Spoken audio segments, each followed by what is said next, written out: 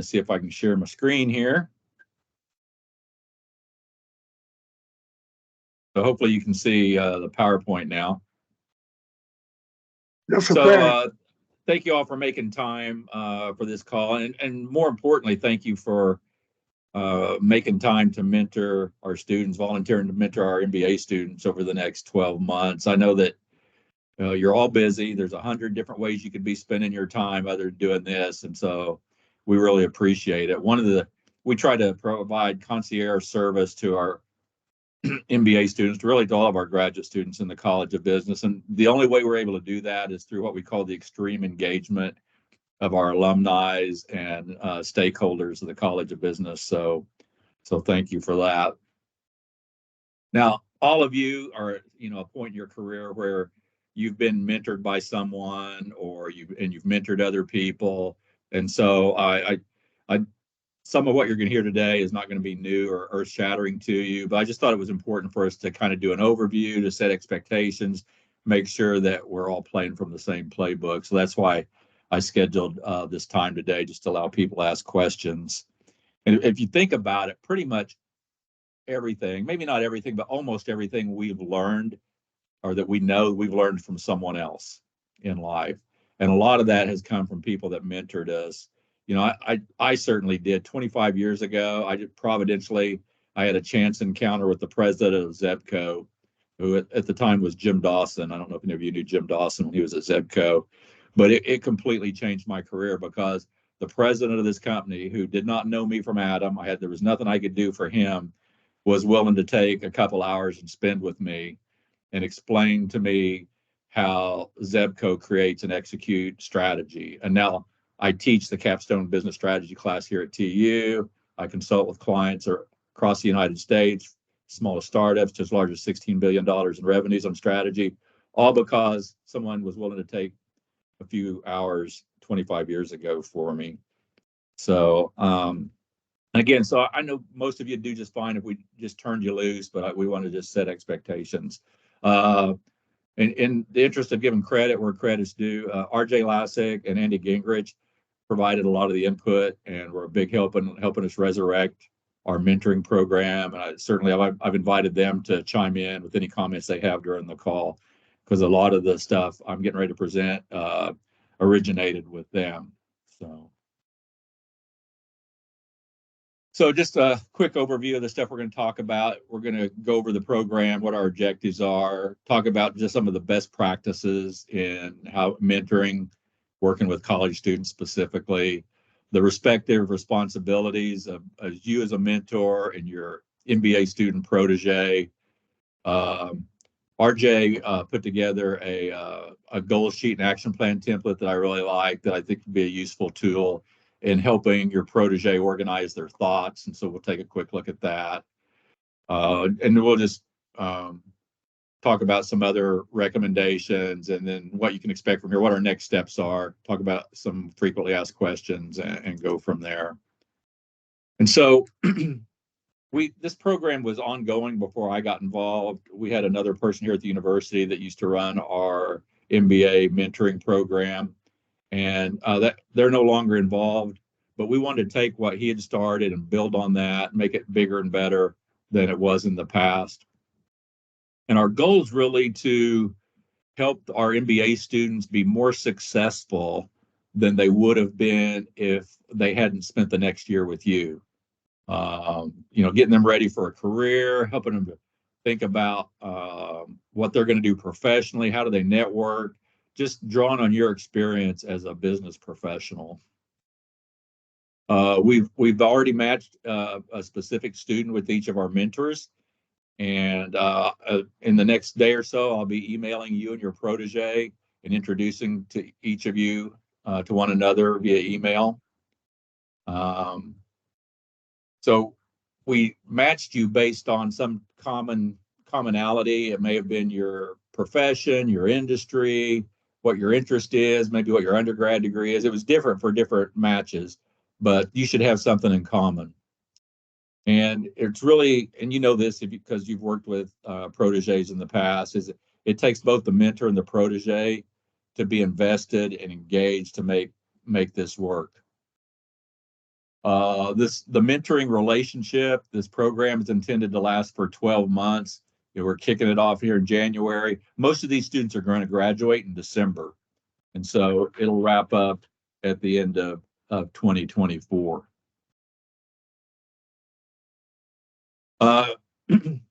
These are some best practices in mentoring, whether it's an employee or a student, just any type of mentoring relationship. And it's kind of cliche. We've all heard this saying, but it's true. And that is that people don't care how much we know until they know how much we care. And so the first thing in working with your MBA student proteges to really establish trust. Make sure that they understand that you care about them personally, because the more they trust you and believe that you care about them, the more freedom they will give you to challenge them and help them grow.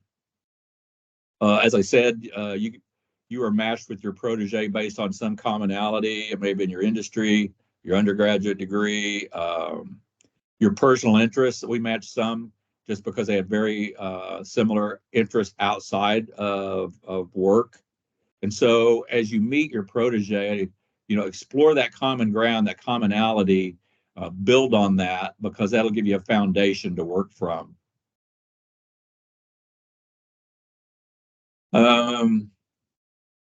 We talk about vulnerability and empathy. I'm involved with a group that's called the Oklahoma Student Leadership Forum, that was started decades ago by a Tulsa businessman named Kevin Jordan and our former Attorney General John O'Connor.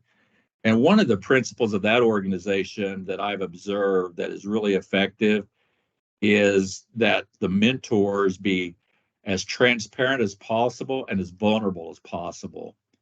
And it's interesting that what really seems to resonate with the proteges in that program, who are all college students and young professionals, is not so much your amazing successes and all the trophies on your shelf or the accolades on your brag wall at home or in your office. It's the times you've been knocked to your knees and how you overcame that, how you picked yourself up and dusted yourself off and kind of rose from the ashes, because that happens to every one of us professionally and personally, that something bad happens and how you're going to overcome it. But when you're 20 years old, 22 years old, and you maybe one of the first times that you just have this huge thing knock you down like that, you think your world is over. I remember my first job out of college, after I'd worked there 2 years, the company filed bankruptcy on a Sunday, because they would have had to pay us again on Monday. My wife was pregnant, and I had a contract on a new house, and I was unemployed. And I literally thought my life was over, at 22 years old, 2 years into my career. And so it's really important to demonstrate to your protege, talk about the examples of the times you had struggles and how you overcame those. One of the things that I've also observed, and you've probably seen this in the people you've worked with, sometimes the most important things are not so much what they say as what they don't say.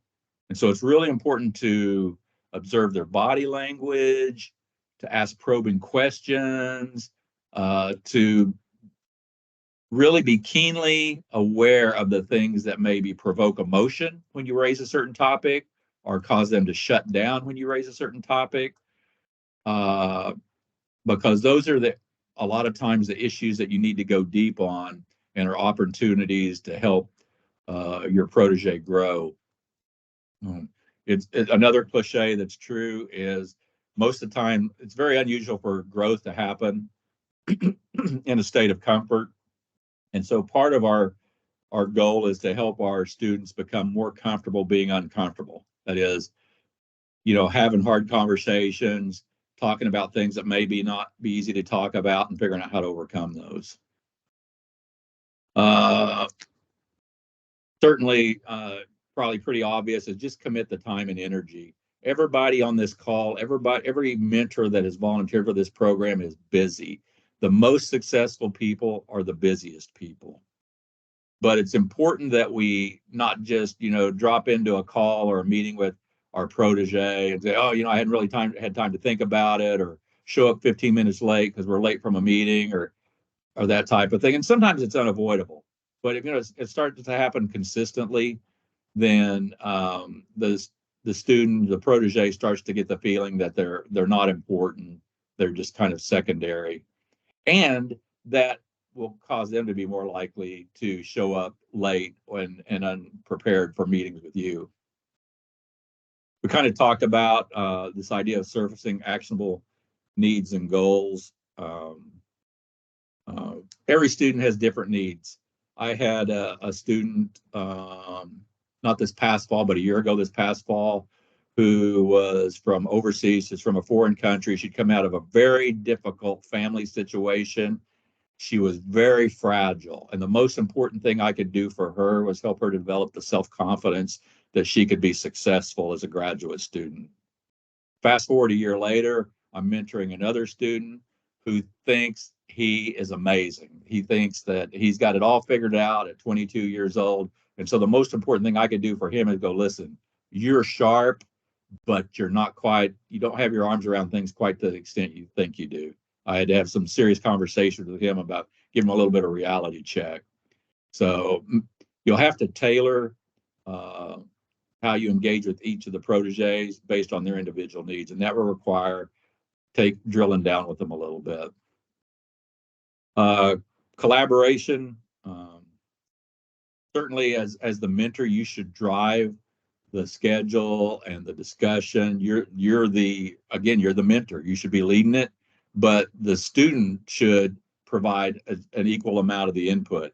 A lot of the most successful mentoring relationships, the mentors actually give responsibility to their protege to schedule the meetings and to send a list in advance of the meeting, or what are the issues they want help with or they want to talk about. And so it's got to be a collaborative effort. Talked a little bit about managing the logistics. A lot of our students are not really used to having to manage a tight schedule, not to the extent that you have been as a business professional.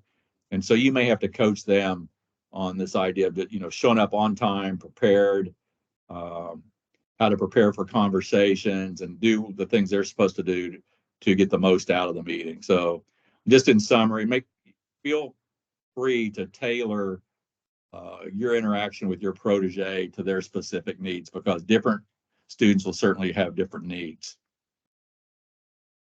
We talk about the different responsibilities of the mentor and the protege, and I touched on this idea of being vulnerable. Some of the things that students share with us all the time that they appreciate most about faculty are not so much the theory and the formulas, it's our personal stories and examples from the working world. And so your story and your examples, including the failures, are going to be really powerful learning opportunities for your protege. And you know this too, but one of the most valuable things you can do is utilize your professional network for your protege. It's one of the things Toby, that's, yep. Just really quick, I mean, I think that last comment you made is important because, it hadn't really crossed my mind that much, but I think you're right. I mean, part of our job is not just what we can provide them, but, sometimes networking connections, even informally, can do a lot for these students. So, and it doesn't take much effort on our part. Absolutely. Yeah, one nice thing about being in the fourth quarter of my career, it's very unusual for a student to come to me and say, hey, I'm interested in this profession or this industry, and I've had some bizarre requests where I don't say, you know what, I know somebody, I know a guy, right? And you guys are that way too. You have a vast network. You probably forget about all the people. I had a student past fall, who is interested in working in sports management. And one of the examples I use a lot in class was the Savannah Bananas. And I know nobody at the Savannah Bananas, but she got so enthused about that, she applied for a job at the Savannah Bananas. And over Christmas break, she moved to Savannah, Georgia, and she's now a banana. So, utilize your network to help connect your protege with other people that that maybe will help them. And like any good manager, you can delegate some of this mentoring stuff to people in your network. Committing enough time. Holy cow. Like I said, I know you guys are busy, but just block out the time and prioritize the meeting so the student doesn't get the impression they're not important. It's really important to get to know the students. I've had students I've mentored, you probably have had this too, where my first impression was not accurate. Maybe they come in all cocky and full of themselves, and they think, really giving off this kind of uh, narcissistic vibe. And when I drill down, I realized they were overcompensating because they were so afraid they were going to fail. They were projecting this persona that was not at all the person they were, or the way they felt. So it's really important just to really drill down beneath the surface and get to know them. Ask probing questions. Um, don't let them get away with just saying yes or no. Ask them to explain or give examples, or um, that type of thing. One of the most important things you can do is just be really direct, really candid. I work with a number of clients, and one of the common themes I'm seeing with a lot of my clients and other business people too is they really have trouble finding that balance between um, demonstrating that they care for their employee or their protege, but also challenging their employer, their protege to be the best version of themselves. And so sometimes you just need to tell the protege, go, listen, uh, what you're doing is not helping yourself. I've had to do that with several students here just in the last few weeks who really needed to be challenged. And so don't be afraid. Again, be kind, but be direct. Don't water down your feedback where they don't get it. One of the things that that RJ included in this slide that I really liked was this idea that we don't have to solve every problem, right? You don't have to solve every problem. It's more important to ask the right questions than it is to have all the answers. And so a lot of times you can just kind of take a Socratic approach and talk and say, well, why do you think that? And what made you feel that way? And you can lead, the student can be led to coming up with their own best solution. A lot of times they're the best person to come up with the right solution if you ask the right questions. And it can actually be detrimental if we try to helicopter in with a solution. Oh, here's what you should do. Here's what you should do. Here's what you should do. Right. Don't feel like you have to always provide a solution. Yeah, I would also say with the mentees I've had, and by the way, we at BOK, we have an official mentoring program run by HR. And we, sometimes the mentees have come to me with like 8 things they want to work on. And my first question is, well, are these in rank order of priority? Well, I need to work on all of them. No, you don't, right? And kind of walking them back to really focusing on that top 10, 1 or 2 things. Some things can get resolved quickly because it's a tactical thing. Like they've always wanted to meet this person, but they just didn't have the confidence to. But then some things take longer, like how to give effective presentations. That takes a while to research how to do it and practice it. So I would encourage you, just tackle a couple of things at a time. That's so good. Yeah, I'd rather in a mentoring protege relationship that you have 3 really important things that you're going to work on as to have 13, taking a shotgun approach and kind of doing a half-assed job on all of them. Certainly the student or the protege has responsibilities too. I would have very little tolerance for students not coming prepared and on time. If a student shows up unprepared, has specifically not done things you've asked them to do, or doesn't show up on time, you should, again, gracefully, tactfully, but firmly reiterate your expectations of them. Students should be prepared and they should respect your time. But the students should make their meetings a priority. You should set expectations. Listen, if you're going to cancel a meeting, unless it's an emergency, I'd like, whatever's reasonable for you, 24 hours notice or whatever's reasonable. It's not respectful to you as a mentor to get a text message 5 minutes before you're supposed to meet them that they're not going to make it, right? So set expectations. We'll talk a little bit more about this in a minute, but creating goals for the relationship and managing to those specific goals. It's important the student and the mentor both be open to different perspectives. One of the things I tell my students is they may have a different worldview than I. They may belong to a different political party. They may have different religious views, but I still respect them as an individual because they're a human being. They deserve my respect. And so, again, but they should do the same for you. It's not uncommon for students when they reach college to do a lot of strutting, and they become a little dogmatic about particular issues. And so that's a good opportunity again to take a Socratic approach and say, well, the country's kind of 50-50 divided on certain issues. Is it possible? I'm not disputing your perspective, but is it possible there's another perspective on whatever issues you were talking about here? That's a part of growing into maturity. Talked about this a little bit. The students should expect guidance, but you should tell them, go, listen, I don't necessarily going to have an answer for every question you have. I can't solve all your problems necessarily, but I can guide you. I can be your Sherpa to guide you along this path.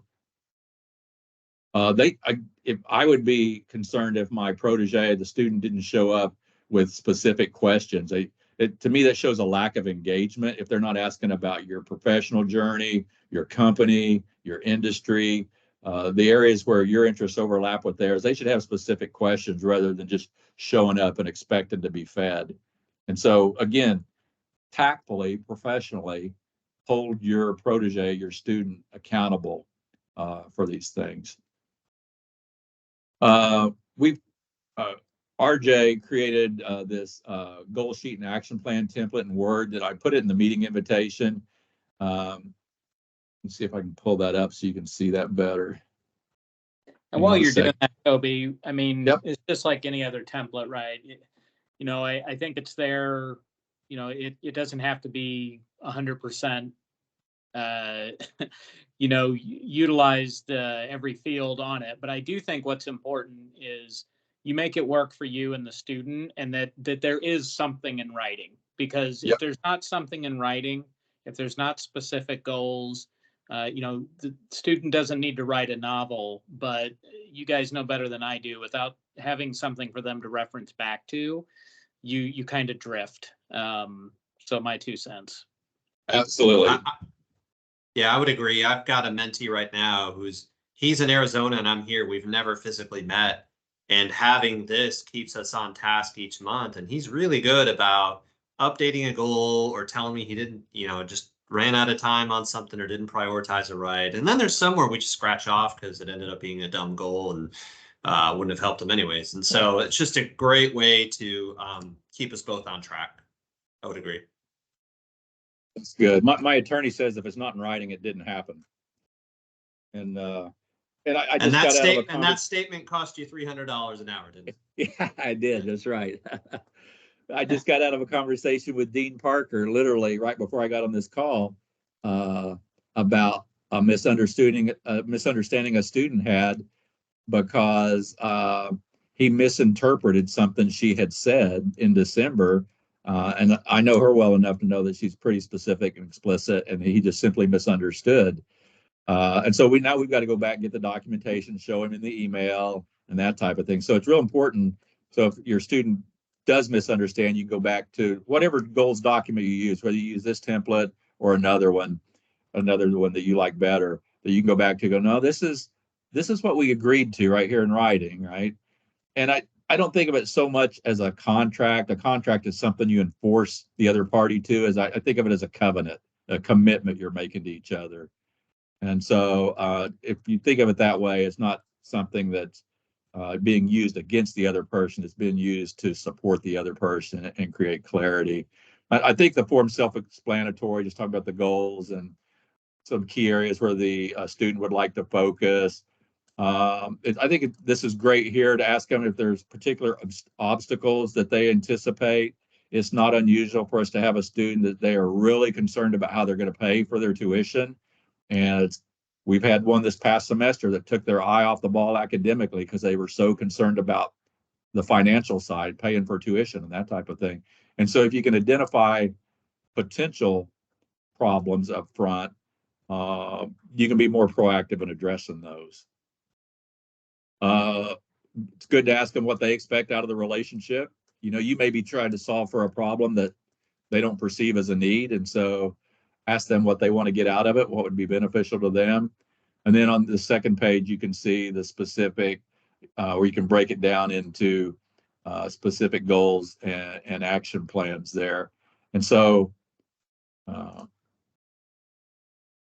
whoops, hang on a second. Go back to this. All right. And so hopefully we're back on the PowerPoint now. But this idea of SMART goals, again, is cliche, but it's so powerful to follow this. Make goals that are specific, they're measurable, attainable. That you want to have goals that are realistic, that are relevant to your student protege's goals, and they're time-based. In fact, when I'm working with my clients and we create action plans, I try to discourage them from setting time goals like in 5 years or in 3 years. One CEO I worked with, when I first started talking to him, he says, "Listen, Toby, I just need you to know that I'm going to retire in about 5 years." I'm like, "Okay, Rick, that's good. We can plan towards that." 7 years later, Rick is still saying he's going to retire in about 5 years. Becomes a rolling date. But if you set a goal with your student protege, says you want to accomplish this goal by December 31st, 2024, that doesn't roll. If you move it, it's a conscious decision. It's not saying sometime in the next year that constantly gets pushed out another year. Any questions about that or comments from anyone? Again, I know you guys probably use this where you work or in other settings, so it's not new to you. Some of the most common challenges we've seen in the past is just meeting is scheduled. You may have a student that's always got an issue that comes up. It's also not unusual. I had a student 2 years ago. Literally, every time I would go to an event at TU, this student would be there. Every charitable event, every sporting event, every social event, they were there. And then the last semester of their senior year, they checked into a hospital because they'd had a breakdown. And so I see a lot that's not uncommon with students, that they overschedule themselves. And so you may have to push back and go, "Man, it seems like you're involved in a lot of stuff. Are you keeping the main thing?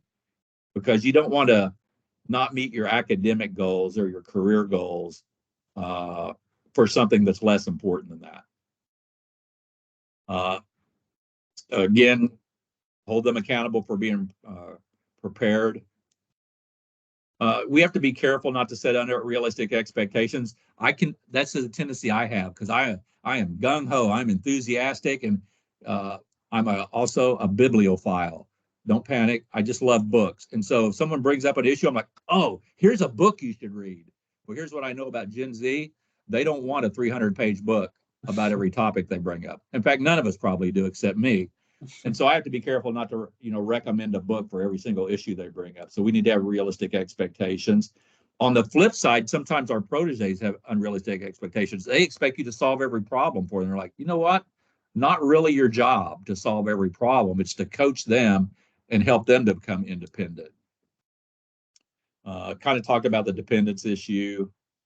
I don't see as much of this, but sometimes a protege will try to manipulate their mentor in some way. Don't think it's a big problem, but it may crop up. In very rare instances, I just do a lousy job of matching you with someone. And so if you feel like it's not a good fit, your protege expresses it's not a good fit, let's talk about it. Maybe we can pivot or something, but don't just throw in the towel. I mean, try to make it work. But if you're like, this is just a bad fit, then let's talk about it, because we want to be respectful of your time. And if you don't feel like the students benefiting from the relationship, we don't want to waste your time with it. Talked about this a little bit, but again, one of the things I see with my clients a lot, and in other areas too, is people really have trouble balancing this idea of just talking straight with their employees or their proteges and going, "Listen, you really need to step up your game. I know you think you're the victim in this, but you're kind of creating your own problems. And we've all met people like that, right? You hear them talking, their life's like a country song, right? They were drunk the day their mom got out of prison. Their girlfriend and their wife are both mad at him, and you can't understand why. And so sometimes you have to challenge your protege. Go, wait a second. You need to do better yourself. And so we want to challenge directly. But before we do that, it's important that our protege understand that we care about them. Because again, if the protege trusts that you care about them, they're going to be more open to you challenging them. And you've probably had mentors or supervisors or coaches like that in your life who confronted you with a hard truth, but because they loved you and they were out for your best interest, you entertained the possibility that they might be right. But you could have received the same feedback from someone that you didn't trust or you didn't know as well, and you would have dismissed that same feedback. And so this model that is called Radical Candor comes from a book by Kim Scott, who was an executive in Silicon Valley at several different companies. It's a great book, but I know that, again, you're seeing this side of me that wants to recommend a 300-page book for every issue that comes up. But you can kind of get everything you need to know from this slide, that just establish that relationship with your protege, that you care about them. But part of that caring is to help them be the best version of themselves. And growth seldom happens in a state of comfort. Again, one of the companies I work with, what they tell their employees is, we care enough about you to confront you if you're not being the best version of yourself. And I find that very refreshing. That's what I want the people I work with to do. If I'm being a lesser version of Toby, then I want John or Jenny or Dean Taylor to go, come on, Joplin, you're better than that. Step up your game. I want them to call me out on it. And so you should feel free to do that too. Just some best practices on logistics. I really recommend setting a recurring meeting time. Work with your protege, find a mutually convenient time and get it on the calendar, schedule it out for the year. Doesn't mean you can't reschedule. If you get to July and you need to be out of town that week or something, you can reschedule, but it can be really helpful just to get it on the calendar. It shows that it's a priority. Maybe it's like, the second Tuesday of each month or whatever works for you. Some of our mentors are not in Tulsa, which is fine. I have an executive coach that I meet with twice a month, and I never meet with him in person. And it's a very effective relationship. But when it's possible, it's good to be able to meet with your protege in person, because sometimes you'll just pick up on some nuances that you might not pick up on online.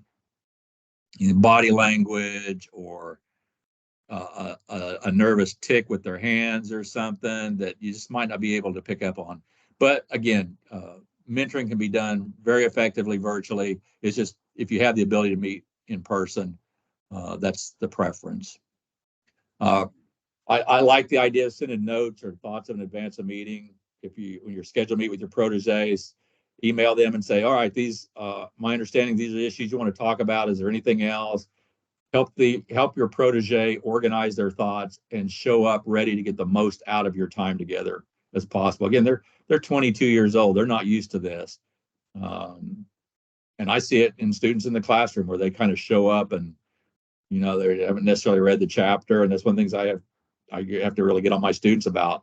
I structure my classrooms in such a way so that the students have to show up prepared, or it is very awkward for them if they haven't reviewed the material in advance. And so set that expectation for your protege. It's good to follow up afterwards and go, hey, this is my notes from the meeting. Is there anything I missed or misunderstood? Again, to make sure you're on the same page. And then just lastly, use that action plan and goal template or something similar to that to document your goals with them. Now, I know some of you are not necessarily located in Tulsa, and it's not necessarily on your way home from work if you're in Dallas or Chicago to drop by Oklahoma Joe's. But a week from Friday, we're having a meet and greet for our mentors and protege. Oklahoma Joe's Barbecue here at 61st Street in Tulsa from 4:30 to 6:30. If you're remote, obviously we don't expect you to be there. But if you're in town, it'd be really great to show up. and meet your mentor or your protege in person and network. And you'll get to meet some of the other students, and I think it'll be helpful to you. One of the things I'm going to do at our dinner at Oklahoma Joe's is ask some of our mentors and our deans and faculty who are there to talk about a mentoring relationship that was impactful to them, either as a protege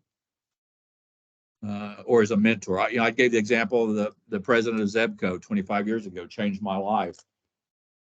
I had a student, the very first year I taught an MBA class, and I mentored a student from that class who he had his undergrad degree was in biology. He was working in an optical shop, selling eyeglasses and contact lenses and stuff. And when I talked to him about his career goals, he says, I really have a passion for improving the quality of healthcare, especially for people who are least able to afford it. And so in my mentoring him, I helped him. I networked. I introduced him to the chief strategy officer at Cancer Treatment Center. That guy introduced him to other people, and about a year later, he got a job at St. Francis as a quality control specialist, where his job description was to improve the quality of healthcare for patients at St. Francis. I was like, score! Oh, we're home, baby. That's exactly what it's all about. That's why I came into higher ed in the fourth quarter of my career. Well, then about 2 years later, he calls me up and goes, "Hey, I'm quitting St. Francis." I'm like, "Oh, you're killing my story, brother. What's going on?" He says, "Well, I've been offered the job as chief operating officer of a medical practice in Memphis.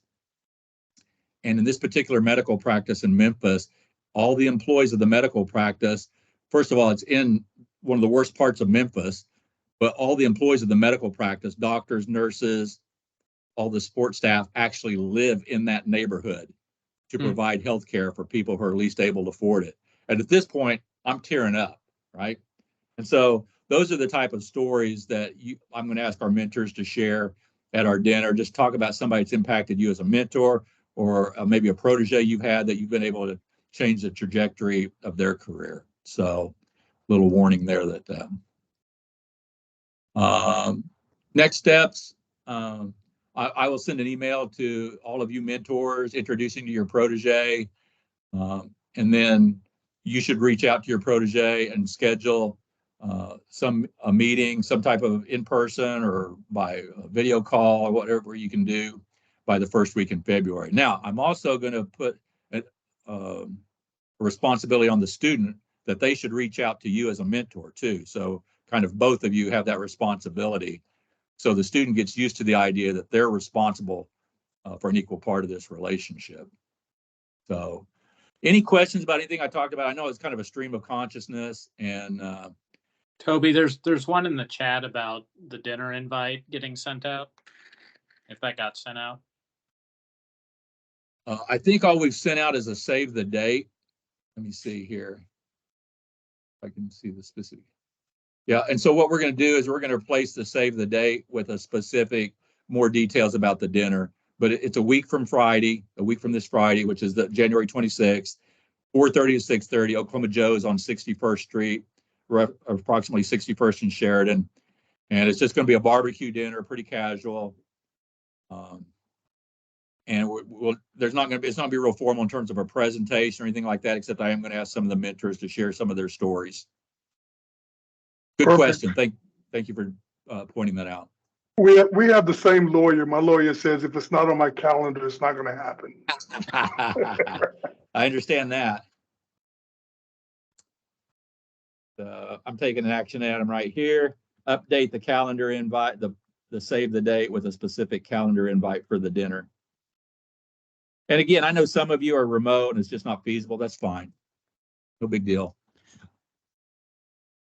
But hopefully we'll have a good turnout, and because I think it'll be a good time. We did a dinner for these same students, an etiquette dinner that some of you attended in the fall, and I got really positive feedback on that from the students. So they really enjoyed getting to meet with business professionals like you and just interact with you one-on-one.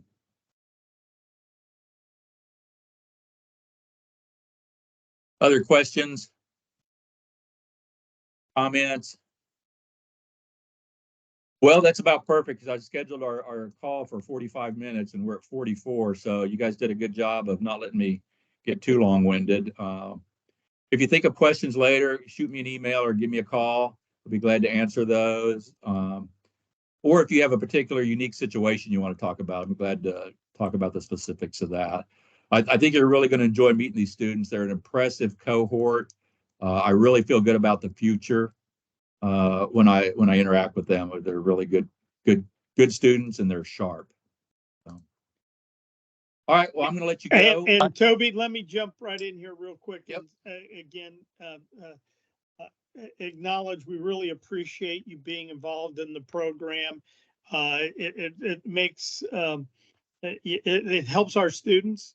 It helps you as employers in terms of the product we're able to deliver to you. And we really do appreciate your involvement in everything related to the Collins College of Business. It is what makes us unique in the marketplace. Yep. And so thank you very much for your time, because that's really our most valuable asset. So thank you, and thank you for your expertise. And for those that are in Tulsa, we'll see you next Friday. And those that are not, we'll see you when we're in your hometown. All right, thank you all. Good job. All right, talk Take to you care. soon. Thanks. Bye. Bye. Bye.